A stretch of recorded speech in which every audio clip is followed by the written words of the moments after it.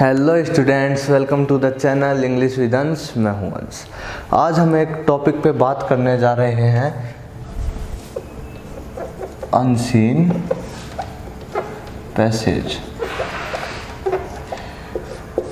ये जो टॉपिक है ये काफ़ी बच्चों की समस्या रहती है, प्रॉब्लम रहती है। और आपके इंग्लिश का पेपर ओपन होते ही फर्स्ट क्वेश्चन क्या रहता है? अनसीन पैसेज रहता है। आपके रीडिंग पोर्शन में फर्स्ट टॉपिक है अनसीन पैसेज। ध्यान है आपको। तो अनसीन पैसेज भी डिवाइडेड है 3 कैटेगरी में। बता दो जानकारी के लिए, फैक्चुअल पैसेज, डिस्कर्सिव पैसेज और लिटरेरी पैसेज। तो ज़्यादा इनको गौर मत करो क्योंकि मैं ज़्यादा मीनिंग इनकी बताऊंगा नहीं। मैं तो आपको इस वीडियो में बताऊंगा कि आप अनसीन पैसेज को सॉल्व कैसे करें, इसकी टिप्स एंड ट्रिक्स बताऊंगा जिससे आपको इसको सॉल्व करने की दिक्कत नहीं है। क्योंकि यार ये अपने 8 नंबर कवर करते हैं, आपको ध्यान है ना, 8 नंबर का आता है। ओके, तो आज का लेक्चर शुरू करते हैं। ध्यान से देखिएगा मेरी बातों को। आपका पेपर में फर्स्ट क्वेश्चन ही ये रहता है। और क्वेश्चन क्या रहता है, ध्यान से देखना। Read the passage carefully. Read the passage carefully, आपका क्वेश्चन रहता है। ओके, तो अब खूब सब वर्ड लिमिट भी ज़्यादा रहती है। देखो यार, 10th की वर्ड लिमिट अलग रहती है, 12th की अलग रहती है और कॉम्पिटिटिव एग्जाम्स की अलग रहती है।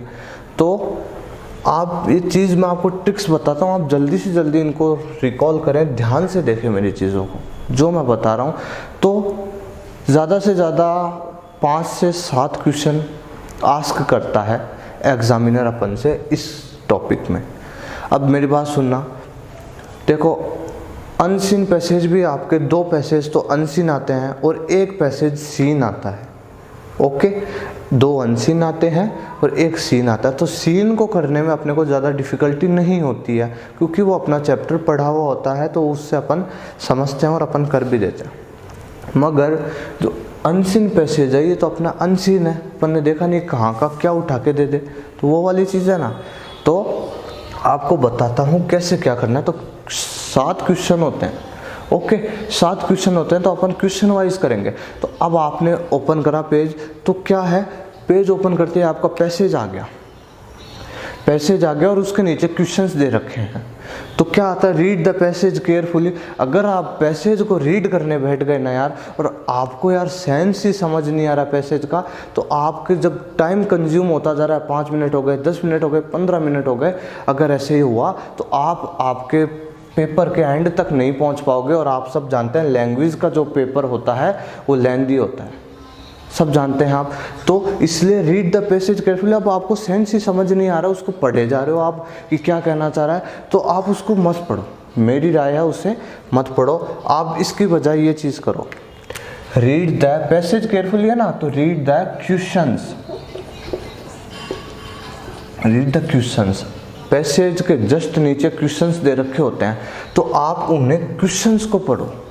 क्वेश्चन को पढ़ने के बाद एक बार आपका माइंड सेट हो जाएगा कि ये क्वेश्चन है, फिर आप उस हिसाब से अपनी रणनीति बनाओ, स्ट्रेटेजी करो कि अब अपने को पैसेज में देखना है। क्वेश्चन पढ़ लिया, क्वेश्चन दिमाग में आ गया। अब ध्यान से सुनना, question 1, question 2, question 3, question 4, question 5। ये ध्यान से सुनना मेरी बात। देखो मैं जल्दी बताऊं तो ज़्यादातर WH वर्ड होते हैं, उनसे स्टार्ट होता है आपका क्वेश्चन। तो इसलिए एग्जामिनर भी आपसे इन्हीं से आस्क करता है। तो इनका आपको सबका मीनिंग होना तो ध्यान ही है। ओके, और मैं एक्सपेक्ट करता हूँ आपको ध्यान भी होगा।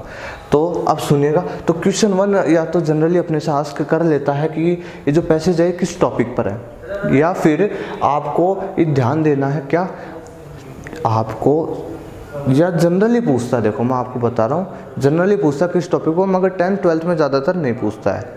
ओके, तो आपको ये ध्यान रखना है क्या, फर्स्ट क्वेश्चन आ गया तो आपने जो XYZ कुछ भी क्वेश्चन है, क्वेश्चन को रीड कर लिया, आप क्वेश्चन को थोड़ा सा सेंस समझ लो। सेंस समझ लिया तो बहुत ही अच्छी बात है। क्योंकि एक ट्रिक है, क्वेश्चन फर्स्ट होता है या क्वेश्चन सेकंड होता है, इनका आंसर आपको मोस्टली फर्स्ट पैराग्राफ या सेकंड पैराग्राफ में 100% मिलेगा।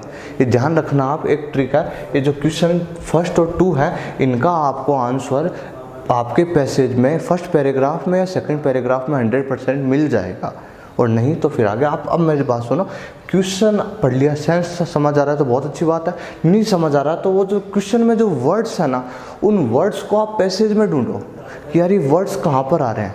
तो जनरली फर्स्ट या सेकंड पैराग्राफ में आ जाएंगे, तो जहाँ पर ही आपको जो क्वेश्चन में जो वर्ड है, जो क्वेश्चन में, ध्यान से सुनना, जो क्वेश्चन में वर्ड है पैसेज में ढूंढो। पैसेज में ढूंढते वो वर्ड मिलते ही उसको पढ़ना कि हाँ ये क्वेश्चन कुछ इस तरह से आस्क कर रहा है और इस तरह का से कोई आंसर है, तो आप थोड़ा सा दिमाग लगाना और क्या वहाँ से वहाँ तक लिख देना। और एक चीज़ और, आपका आंसर ना तो ज़्यादा लेंथी होना चाहिए, सबसे बड़ी मिस्टेक, बिल्कुल लेंथी मत करना, फालतू के नंबर कट जाएंगे।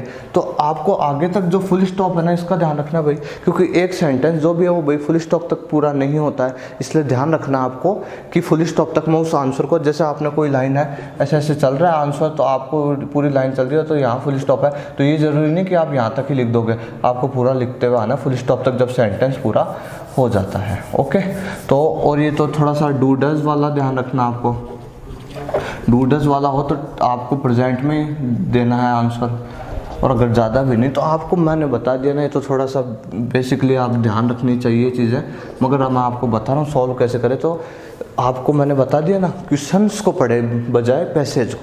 ओके, तो क्वेश्चन पढ़ लिया, क्वेश्चन का सेंस समझ आ जाए तो बहुत अच्छी बात है, नहीं समझ आए तो उसमें जो वर्ड्स हैं उसे आप पैसेज में ढूंढो। पैसेज में मिला आपको तो उस लाइन को फुल स्टॉप तक लिखना है। सेकंड भी ऐसे ही करना आपको फर्स्ट और सेकंड तो आपको फर्स्ट या सेकंड पैराग्राफ में मिल जाएंगे 100%। अब ध्यान करते हैं अपन 3, 4, 5 ये क्वेश्चन है, इनमें भी आपको यही स्ट्रेटेजी अपनानी है, क्या कि आपको क्वेश्चन का सेंस समझना है।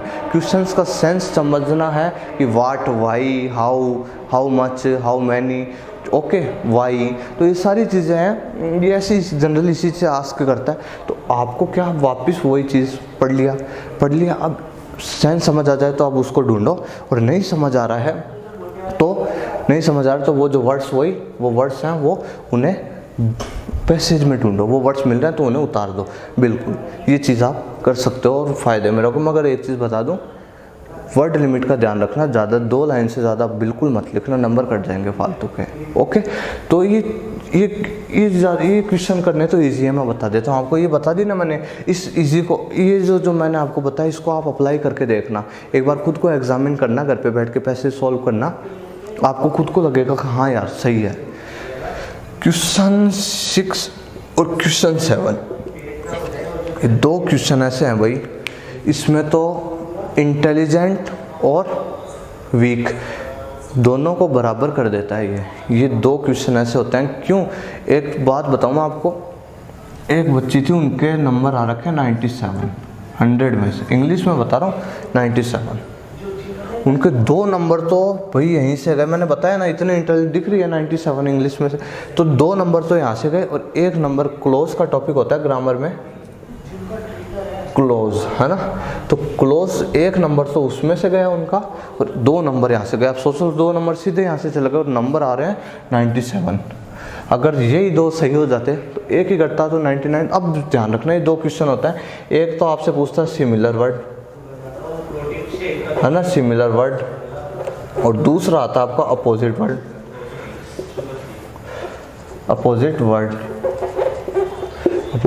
तो ध्यान रखना मेरी बात, और इन दोनों को देखो वर्ड भी चेंज कर देता है कई बार। सिमिलर वर्ड को क्या कहते हैं, दूसरी चीज़ सिनोनियम्स कहते हैं, और अपोजिट को क्या कहते हैं, एंटोनियम्स कहते हैं। ध्यान रखना, सिनोनियम्स और एंटोनियम्स। तो सिनोनियम अब क्या करते हैं बच्चे, कई बार क्या करते हैं, सिनोनियम ये सिमिलर वर्ड पूछ रहा है तो अब उनको लगता है एंटोनियम्स, तो विलोम शब्द लिख देते हैं उसका।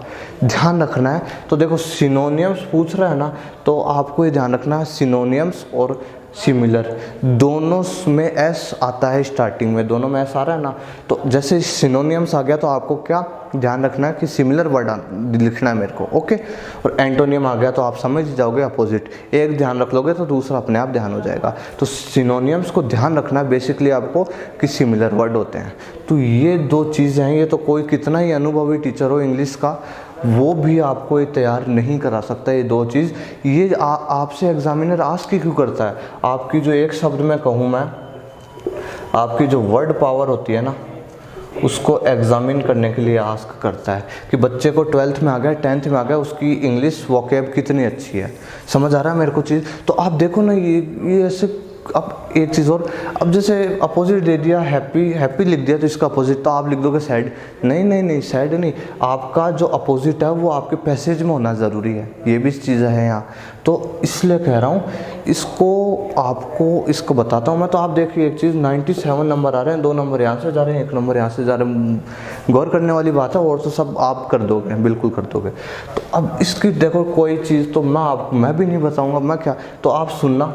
वर्ड पावर, आप जितनी वोकैब आपको जितनी अच्छी, आपको इसको सीखने के लिए आपको भाई क्यूरियोसिटी होनी चाहिए आपके अंदर। सीधी सी बात, आपको ये होना चाहिए कि इस चीज़ को इंग्लिश में क्या कहते हैं, अच्छा इस चीज़ को क्या कहते हैं, हिंदी में तो ध्यान है मुझे, उस चीज़ को इंग्लिश में क्या कहते हैं, इस चीज़ को इंग्लिश में क्या कहते हैं, ये चीज़ होनी चाहिए आपके अंदर। ऐसे आपको काफ़ी सारी मीनिंग्स याद हो जाएगी, तो आप फिर उनके कि यार चलो ये बुक है, जैसे मानो यार ये जैसे सैड को और भी अपन क्या क्या कहें पर्यायवाची में, जैसे हिंदी में पर्यायवाची होते हैं, वैसे सैड को पर और क्या क्या कह सकते हैं इंग्लिश में। तो क्यूरियोसिटी ज़रूरी है इसमें, मेरे को जिज्ञासा चाहिए। तो जिज्ञासा होगी अगर आपकी वोकैब इंग्लिश वर्ड पावर मजबूत करनी। सीधी सी संक्षिप्त बात कह दूँ मैं आपको, कैसे भी हो आपको आपकी जो वर्ड पावर है उसे मजबूत करना है। वर्ड पावर मजबूत करोगे, ये कंप्लीट है, ये भी कोई नहीं हरा सकता। वर्ड पावर कई बार रह जाती है, दिक्कत दे देती है अपने को। ओके, तो ये मैंने आपको बता दिया है, ये इसमें वर्ड पावर है। ये ट्रिक मैंने आपको 5 क्वेश्चन तक ट्रिक बता दी। ये 6th और 7th क्वेश्चन है, इसमें आपकी थोड़ी वर्ड पावर है, ये आपको मेहनत करनी पड़ेगी। और WH वर्ड से स्टार्ट होते हैं, डू डज वाली चीज़ आप ध्यान रखोगे। प्लस मैं आपको बताऊँ दो पैसेज होते हैं अनसीन। मैं आपको एक ड्यूरेशन बताता हूँ, आपको 8 से 10 मिनट के अंदर ये पैसेज सॉल्व करना है, ध्यान रखना। एक चीज़ और बता रहा हूँ, 8 से 10 मिनट के अंदर आपको फर्स्ट पैसेज सॉल्व करना है, क्योंकि 8 से 10 मिनट ही आपको अगले पैसेज में भी लगने वाले हैं। ध्यान रखना ये चीज़। अगर आपने 10-15 मिनट लगा दिए, आपका पेपर छूट जाएगा, बहुत याद होते हुए भी आपके साथ अन्याय हो जाएगा, ये ध्यान रखना। तो 8 से 10 मिनट आपको एक में लगाना है, 8 से 10 मिनट एक में लगाना है। एक सीन पैसेज और आता है, उसमें आपको 5 से 7 मिनट, बस इतना इनफ है। 5 से 7 मिनट में करो, वरना तो देखो लेंथी पेपर होता है लैंग्वेज का, इसलिए छूटने के डर रहते हैं। इसलिए 8 से 10 मिनट के अंदर आपको ये करना है। अब मैं आपको एक चीज़ बता देता हूँ, बहुत अच्छी चीज़ है। एक इसको आपको कॉन्फिडेंस आएगा उस चीज़ से। क्या? आपको प्रैक्टिस करनी है भैया, प्रैक्टिस करनी। अब मैं ये चाहता हूँ आपसे कि जैसे अब क्या बच्चे क्या करते हैं कि सीधा एग्ज़ाम आएगी तभी पैसेज का मुंह देखते हैं। आपको एग्ज़ाम से पहले एक चीज़ मेरा सजेशन ज़रूर ले लीजिएगा। आपको एग्ज़ाम से पहले अगर ज़्यादा कहूँ तो मैं आपको 5 से 7 पैसेज आप एक बार सॉल्व कर लो तो बहुत अच्छी बात है। ठीक, अच्छी बात है, मगर आप 10 से 15 सॉल्व कर लोगे ना तो भाई बहुत कम चांसेस रह जाएंगे आप इस चीज़ में अटकोगे। मैं आपसे ये चाहता हूँ प्रैक्टिस।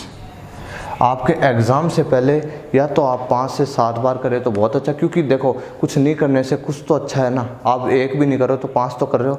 तो मैं ये चाहता हूँ आपसे, आप 5 से 7 तो करो।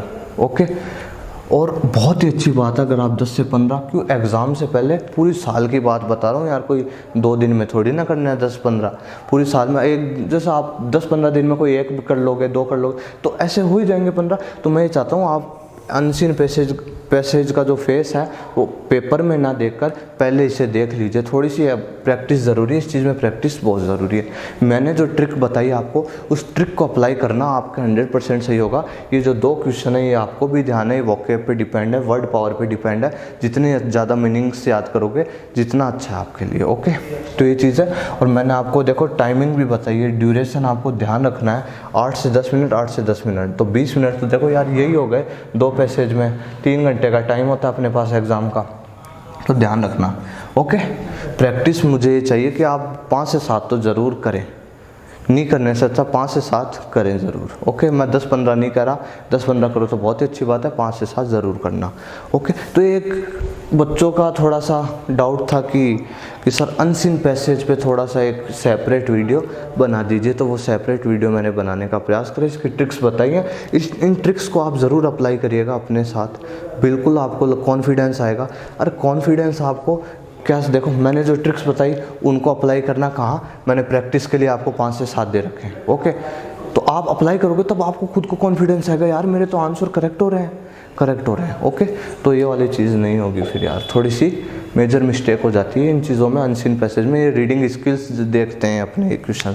तो ओके, ख़त्म करता हूँ आज का लेक्चर। और कोई भी आपका कोई भी डाउट हो कैसा भी इंग्लिश से रिलेटेड, यू कैन मैसेज में, डिस्क्रिप्शन में मेरे लिंक आपको प्रोवाइड है, आप जाकर मुझे डायरेक्टली मैसेज कर सकते हैं।